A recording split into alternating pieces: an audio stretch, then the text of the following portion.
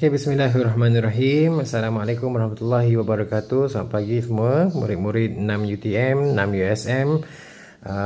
Hari ini kita nak sambung sikit tentang kepentingan teknologi pengawitan makanan pada muka surat 143. Okey, apakah kepentingan teknologi pengawitan makanan? Okey, nombor 1. Makanan yang telah ditinkan boleh mengatasi masalah bekalan makanan semasa kecemasan. Okey, makanan yang kita dah awetkan ni boleh mengatasi masalah bekalan makanan semasa kecemasan. Contohnya semasa banjir melanda sesebuah kawasan. Ni kalau banjir, ada kawasan yang banjir dia terlalu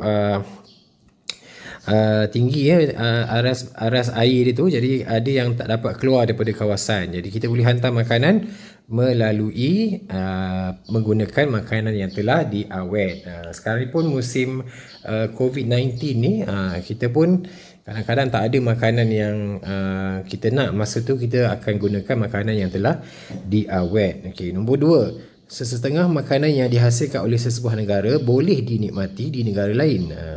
Makanan yang dihasilkan oleh sesebuah negara boleh dinikmati oleh negara lain. Contohnya, ceritanya ada seorang pemuda ni belajar di London. Dia nak makan rendang. Dia pergi cari kat pasar raya. Nasib baik dia jumpa rendang tu dekat pasar raya. Rendang tu telah pun diawetkan di dalam packing, dalam tin ataupun dipackkan. Okey, ketiga, teknologi pengawitan makanan memudahkan makanan disimpan dan mudah diangkut. Teknologi pengawitan ini menyebabkan makanan kita boleh senang disimpan dan senang kita nak angkut. Contohnya ni, perniagaan kita sudah semakin maju. Ia bakal menembusi pasaran Eropah. Okay, ni ada pakcik ni, dia mengusahakan keropok lekor. Keropok lekor dia dah sampai ke pasaran Eropah. Jadi diperlukan makanan ni dia nak angkut, jadi dia perlu awet dahulu. Okay, itu adalah kepentingan pengawitan makanan. Ada lagi 2 kepentingan pengawitan makanan. Okey, buah-buahan bermusim boleh dinikmati sepanjang tahun. Contohnya, inilah jam durian yang mak saya buat. Mak saya dah awet sejak musim durian lepas. Jam durian kalau kadang-kadang ada orang peminat durian ni, dia nak rasa tiap bulan nak rasa durian. Jadi kalau tak ada durian, dia bolehlah makan durian yang telah diawetkan. Contohnya jam durian, lempuk durian, dudu durian, macam-macam lagi lah yang diperbuat daripada durian. Okey, buah-buah musim boleh dinikmati sepanjang tahun. Okey, kelima, makanan diawet dapat disimpan lebih lama. Boleh disimpan lebih lama dan memenuhi keperluan bekalan makanan sepanjang tahun. Ada makanan yang kita dah awet ni boleh tahan sepanjang tahun. Masa kita beli kita beli Januari 2021, Januari 2022 baru dia akan tamat tempoh. Jadi kita boleh gunakan, kita boleh makan dia selama setahun. Okey, seterusnya,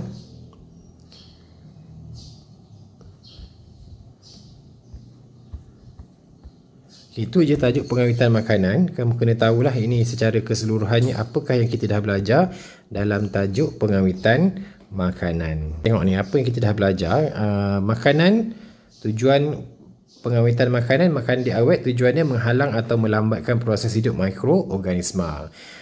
Kaedah pengawitan ada berapa ni? Ada 10 ataupun 11 cikgu tulis itu kan, sebab penyejukan dan pendinginan cikgu asingkan.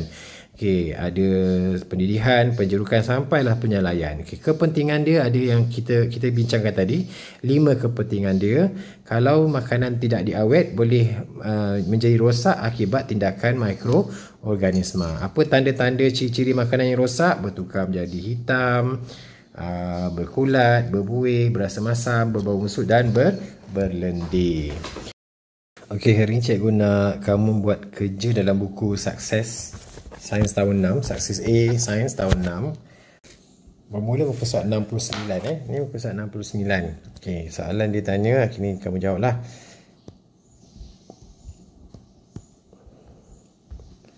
Okey, kena pasti kaedah pengawitan makanan yang sesuai dengan dan cara kaedah itu mencegah kerosakan makanan.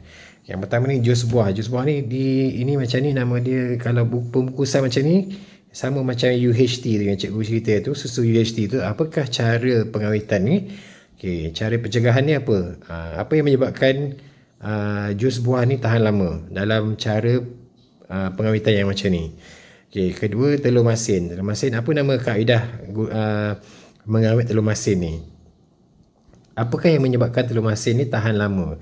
Apa yang menyebabkan telur masin ni tidak ditumbuhi oleh mikroorganisma? Okey, jawab yang tu. Okey, sekarang yang bawah ni.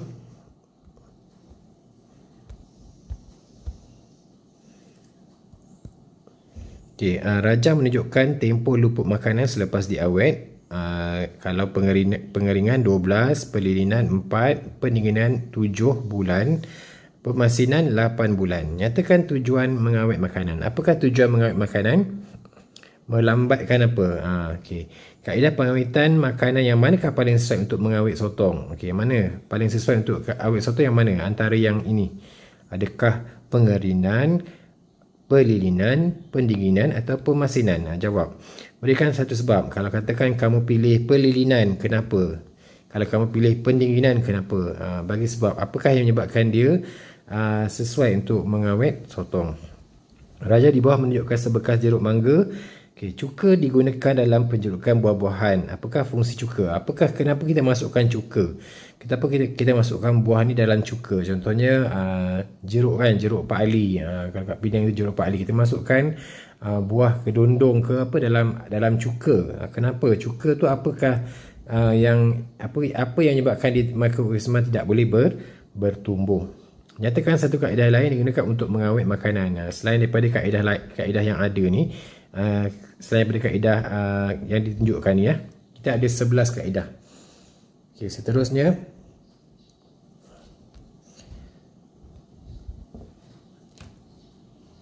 jadual menunjukkan keadaan ikan selepas 3 hari. Ini ikan A, ini ikan B. Satu masuk dalam penyejuk bekuan, satu dibungkus dan diletakkan dibungkus macam biasa, letakkan atas meja. Okey, ikan A dikata rosak, ikan B tidak rosak. Berikan inference tentang keadaan ikan A selepas 3 hari. Kenapa keadaan ikan A, bagi sebab dia, kenapa dia rosak? Nyatakan satu pemerhatian lain yang menyokong sebab. Nyatakan pemerhatian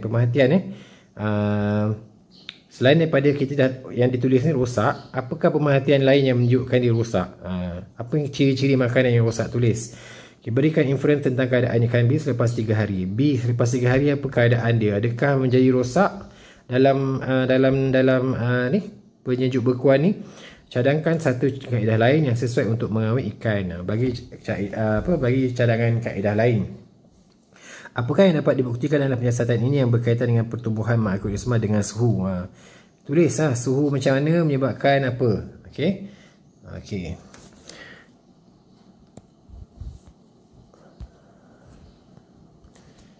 Okey, yang ni namakan kaedah pengawitan makanan dan rajah di atas. Apa kaedah pengawitan yang ni? Ini apa pula? Okey, bagaimanakah kaedah pengawitan makanan yang dinamakan di satu membolehkan makanan tahan lebih lama?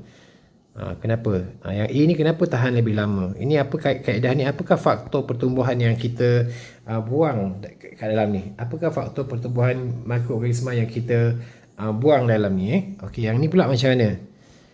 Ini sama macam hot dog tu rasanya, yang kita buat sausage tu kan. Kita bungkus sausage tu. Apakah faktor yang menyebabkan kacang ni golden peanut ni tahan lebih lama? Okey, seterusnya last sekali muka surat 73 pengetinan. Apakah nama kaedah ni? Adakah pengetinan, adakah pempasturan? Okey. Yogurt. Yogurt, menyimpan yogurt. Okey. Walaupun minuman tersebut telah melalui proses pengawitan makanan, namun ia masih perlu disimpan pada suhu yang rendah. Kenapa masih kena simpan dalam suhu yang rendah? Oh bukan, dia kata kat mana simpan. Okey. Dalam ni ada apa? Dalam ni sebenarnya dalam yogurt ni ataupun biasanya dalam Vitagen, dalam minuman yang macam tu, dia ada mikroorganisma yang kita masukkan dalam tu. yang baik untuk perut kita. Apa benda tu? Okey. Sebab itu kita kena simpan dalam suhu yang rendah, sebab untuk membiarkan mikroorganisma tu tidak aktif lagi. Biarkan dia dalam tu, bagi dia tak aktif lagi. Bila dah masuk perut awak baru dia akan jadi aktif. Okey. Nyatakan satu ciri yang menunjukkan minuman pada darjah 1 telah rosak. Kalau rosak ni satu geng dengan apa? Macam mana yogurt kalau rosak macam mana? Apa rasa dia? Apa bau dia? Okey. Jika minuman yang rosak diuji dengan menggunakan kertas limus biru dan merah, apakah yang dapat diperhatikan? Okey, kalau cikgu pernah cerita tu, makan mikroorganisma dekat mulut kita, dekat gigi kita, menyebabkan kerosakan gigi. Makanan yang melekat dekat gigi kita ni akan menukarkan gula yang ada pada gigi, yang tepi-tepi gigi yang masih tertinggal, menjadi sesuatu yang bahan yang boleh menyebabkan gigi berlubang. Okay. Apa benda tu? Jadi kalau kita uji, dia samalah dengan kalau benda tu ada kat sini, dia pun sama. Dia bila dia makan yogurt dalam ni, dia bertindak balas dengan yogurt ni, dia akan hasilkan satu bahan yang mana kita uji dengan kertas litmus. Dia boleh bertukar warna. Okay. Bahan tu apa? Adakah alkali ataupun asid ataupun neutral? Jadi kamu rasa yang mana? Okay, kamu jawab sendiri. Okey, cuba jawab tu sahaja. Kalau rajin boleh buat kerja rumah di dalam buku teks.